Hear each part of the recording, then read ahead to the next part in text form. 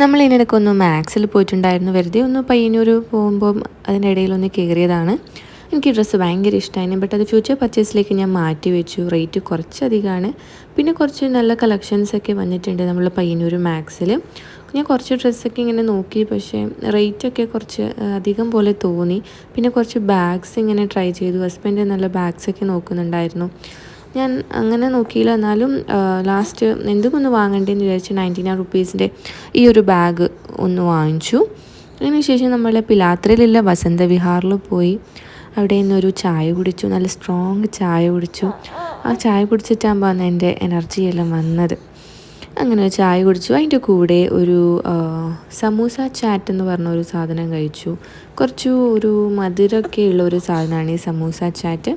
അപ്പം അതും കഴിച്ചു. അതിനൊന്ന് ചായയും കുടിച്ചിട്ട് പെട്ടെന്ന് തന്നെ നമ്മൾ വീട്ടിലേക്ക് വന്നു. ടാറ്റാ, ബൈ.